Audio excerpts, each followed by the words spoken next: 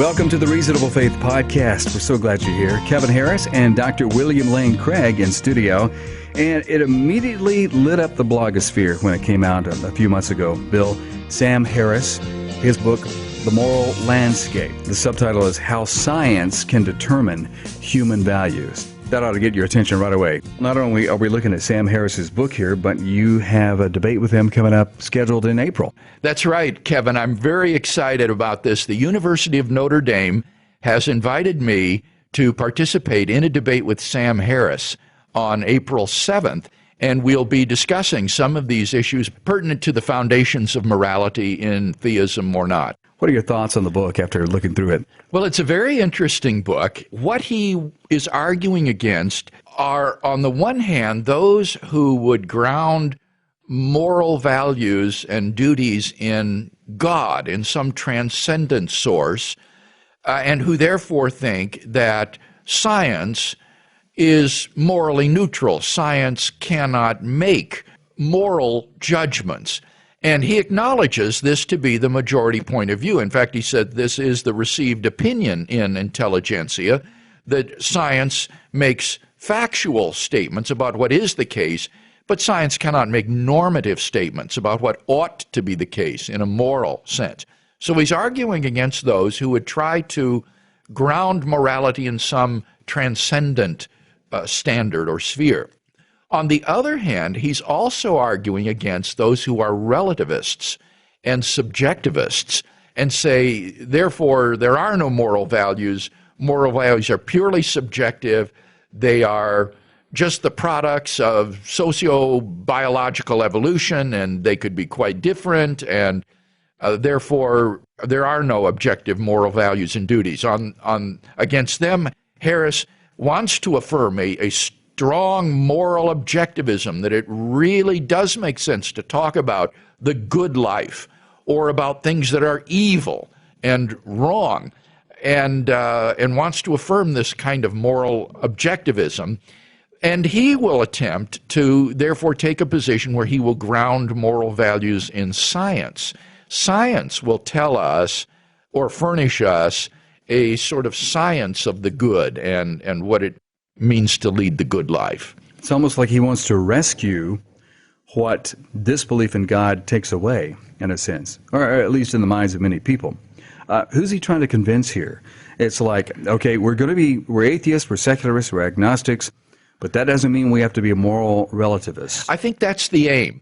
I think that's the aim. He wants to provide an alternative to the sort of moral nihilism that modernity has been heir to ever since Nietzsche and his declaration of the death of God. And a good many atheists like Russell and Sartre, for example, have said that in the absence of God, there are no objective moral values and duties. Ethics is basically a subjective illusion of human beings. We are primates on this little planet beset with delusions of moral grandeur about our own value and worth. And so it's against that sort of moral nihilism, I think, that Harris is reacting here. He wants to show his fellow atheists that they too can be moral objectivists.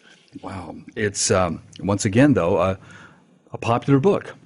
I mean, the audience seems to be limited, but Sam Harris's books tend to sell well, and this is what he says in an interview with Amazon. He says that morality must relate at some level to the well-being of conscious creatures. That's the key. If there are more or less effective ways for us to seek happiness and to avoid misery in this world, and there clearly are, then there are right and wrong answers to questions of morality. Oh, man. Okay, see, it's all there, Kevin. It's all packed into that sentence. He equates human well-being with the good. And something that doesn't contribute to human well-being is therefore not good. And so notice the contrast between happiness and misery.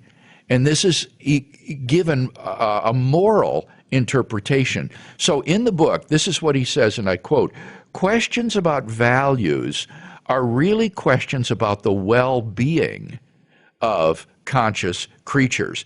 He says he wants to develop a science of human flourishing. And my reaction to that is to say, well, wait a minute. Why equate human flourishing with the good? Certainly, I don't have any problem with the idea that science can tell us what contributes to human flourishing, human well-being, just as it can tell us what will contribute to the well-being of corn. If you want to grow corn, then there's a whole agricultural science that will tell you how to produce the healthiest, most productive corn, what contributes to the well-being of corn, or what would contribute to the well-being of a slime mold in the laboratory, the moisture, the temperature, the nutrients that need to be present for the well-being of a slime mold. And similarly, I don't see any reason to think that science couldn't develop a science of human flourishing, what will contribute to the well-being of this primate species, Homo sapiens, on the planet Earth. But on atheism, on naturalism, I see absolutely no reason to invest that with moral value and to equate human well-being with the morally good. And this is the unspoken assumption of the book, which, so far as I can see, he doesn't attempt to justify. What is the moral landscape in Harris's view? Well, this is how he defines the moral landscape. He says the moral landscape is a space of real and potential outcomes whose peaks correspond to heights of potential well-being and whose valleys represent the deepest possible suffering.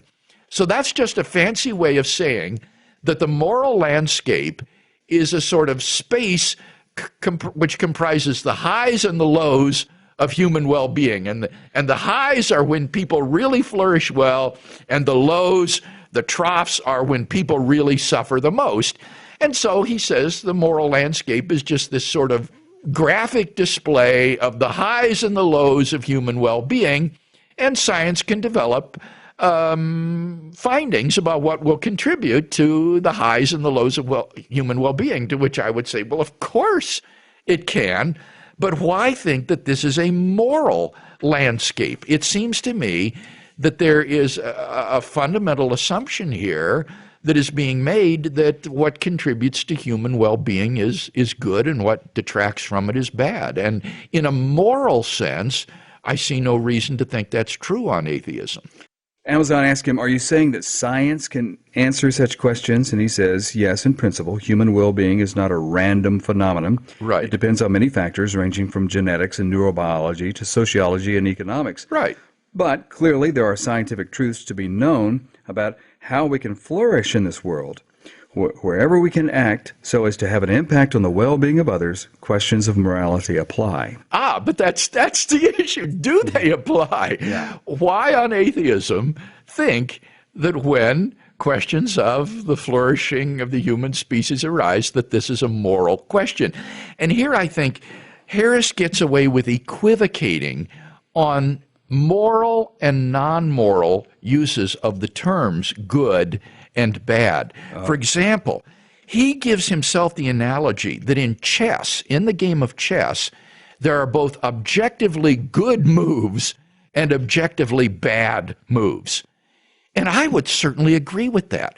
There are good moves in chess, there are bad moves in chess that are objective. But notice, Kevin, that is not a moral use of the word good. These moves in chess are not evil, or they're not morally praiseworthy. They're good or bad with respect to the goal of winning the game. Similarly, we can say that the landscaper you hired to do your yard did a good job on the landscaping, or he did a bad job. But you don't mean that in a moral sense, that there's an evil job or a morally bad job. Or we'll say that that was a good argument, or that's a bad argument. But you're not saying that it's evil or morally good. There are all kinds of uses of the term good and bad, which are non-moral uses. And so let's contrast moral good with, what would the other be? Logical good? Well, I think there's a technical good? variety. One would be pragmatic goods. I think that very often they're goods with a view towards some goal. Mm-hmm. For example, if you want to win the chess game, then there are good moves and there are bad moves. Yeah, no, that would just be a technical good. It's a sort of pragmatic or consequentialist use of the word, that with respect to this goal, there are things that you should do. And there wouldn't be a moral dimension to it. No, it's not a moral dimension at all. Or when you say that that's a good idea, you're not using the word good in a moral sense. Or somebody suggests another idea, you say, no, that's a bad idea. You're not condemning him as having said something morally reprobate. Yeah. So there are clearly lots of ways in which we use these terms that are non-moral. And what Harris will do is he'll equivocate on this by giving examples of human suffering and saying this is a bad life, and examples of human flourishing and saying this is a good life, and then moving from that to saying that these are morally good and bad. And of course, on atheism, that is precisely the question that needs justification, or the position that needs justification. There is no explanation on his view for why human flourishing has the moral dimension of goodness about it. Interesting. Does he make the leap then between is and ought? What is and what ought to be? Yes, he does. And he deals with this in the book. He recognizes that the dominant view today is that there is this fact-value divide, and that from what is, as science describes it, you cannot infer what ought to be. But he says that this is illusory in three senses, and here's his three arguments as to why this is an illusory distinction. First, he says, whatever can be known about maximizing the well-being of conscious creatures must translate into facts about brains. So the flourishing of conscious creatures will translate into facts about brains. Well, whether that's true or not, that's irrelevant. That says nothing about the moral quality of why the flourishing of conscious creatures has this moral property of goodness attached to it. Secondly, says the very idea of objective knowledge has values built into it. For example, you must value logical consistency, reliance on evidence, and so forth. So when you say you have objective knowledge, you are making statements that have certain norms applied to them. Well, this, again, I think, is a good use or good example of this equivocation between moral and non-moral uses of the good. It's good to be logically consistent, but you don't mean that in an ethical sense. The person who is logically inconsistent isn't evil as a result of being inconsistent. Someone who fails to rely on the evidence is using a bad argument, but that doesn't mean he's doing something morally wrong. So he's again equivocating on these different uses of the term. And then thirdly, he says beliefs about facts and beliefs about values arise from similar processes in the brain. Well, again, that's just irrelevant. It may be the same portions of the brain, the same neural firings that bring about beliefs about facts and beliefs about values, fine, but that doesn't do anything to show that facts about what contributes to human flourishing are therefore moral facts, that this is something that is normative. So it seems to me that he has just failed to give any justification for equating the flourishing of conscious creatures with the moral good. And in fact, he says on page 12 that we should define the good as that which supports the well-being of conscious creatures. You just define it that way. And therefore, he says it makes no sense to ask whether maximizing the well-being of conscious creatures is good. It makes no sense because that's the way you've defined it. It's just stipulated. So you define it into existence. Yeah, you just define the flourishing of conscious creatures as the good, and then it makes no sense to ask, well, why is the flourishing of conscious creatures good? Right. Because you've just defined it that way. Okay. So he sees that as the stopping point then, as the end. Yeah. And I would argue, as I have in my published work, that is simply a sort of stubborn humanism, which is premature. It is arbitrary and lacks any kind of explanatory power.